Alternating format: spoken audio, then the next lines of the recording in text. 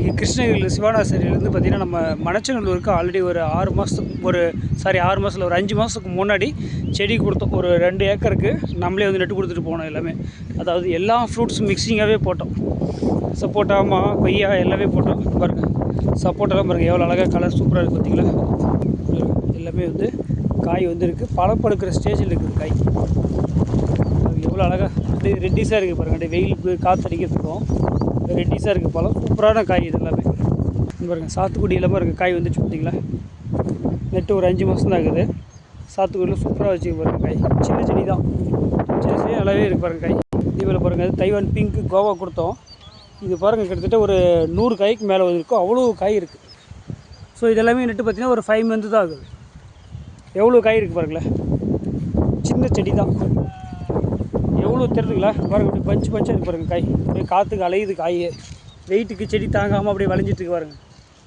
So செடியோட strength பாருங்கள் எவ்வளோ சைஸ் இருக்குது பாருங்கள். கீழே இருந்து எல்லாமே ஃபுல்லாகவே இருக்குது காய். இப்போ நெல்லியும் நட்டுருக்காங்க, நம்ம தான் நட்டு கொடுத்தோம். ஸோ ஜஸ்ட் 5 மந்த்து தான் ஆகுது. எந்த அளவுக்கு பிரான்ச்சஸ் வளர்ந்துருக்கு பார்த்தீங்களா. காற்று அடிக்கிறதுனால எல்லாம் ஒரே சைடாக கட்டிகிட்ருக்கு பாருங்கள். எவ்வளோ அழகாக கழிச்சு வந்து இதே போல் பாருங்கள். இது இமாம் வசந்த் மேங்கோ. ஸோ எல்லாமே பெஸ்ட்டாக இருக்குது. அதிக காற்று, அதாவது திருச்சி மணச்சநல்லூர் பக்கத்தில் பார்த்தீங்கன்னா ஓவர் காற்று அடிக்கிறதுனால எல்லாத்துக்குமே சவுக்கு கும்பை போட்டு ஸ்டாக்கு கட்டி வச்சுருக்காங்க. பாரு சார் நாவல் செடியை பார்த்துங்க. இதுவும் வந்து பார்த்திங்கன்னா 50 kg கவரில் தான் நம்ம அவங்களுக்கு கொடுத்த 1 இயர் பிளான்ட்டு. பாருங்கள் பழம் பாருங்கள். ஒரே வருஷத்தில் காய் வந்துடும். அதாவது நட்டு நம்ம 4 மாதம் தான். இப்போ சீசனில் பழம் காற்று அடிக்கிறதுனால சரியாக தெரியல. பாருங்கள் பாருங்கள் பழம் நம்ம பறிச்சிருக்கோம். பறித்து சாப்பிடுது.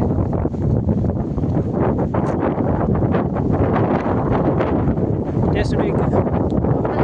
சதையாக அதிகமாக இருக்குதுல்ல. ஓகே சூப்பராக இருக்கு பாருங்க. 1 இயர் தான் ஆகுது. நிறைய பேர் கேட்பாங்க எப்போ காய் வரும் எப்போ காய் வரும்ன்ட்டு. இங்கே பாருங்க இதெல்லாம் பழம் அறுத்து காம்பு தெரியுதுங்களா. பாருங்க காயே காட்டுற பாருங்க. ஏங்க காம்பு பார்க்குறீங்க?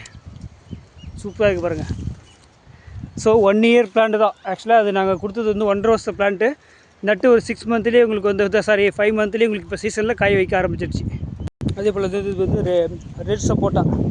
இது இன்னும் காய் வரல. இன்னும் ஒரு 1 இயர் ஆகும் காய் வரத்துக்கு. இது வந்து வாட்டர் ஆப்பிள். இது இன்னும் காய் வர ஆரம்பிக்கல.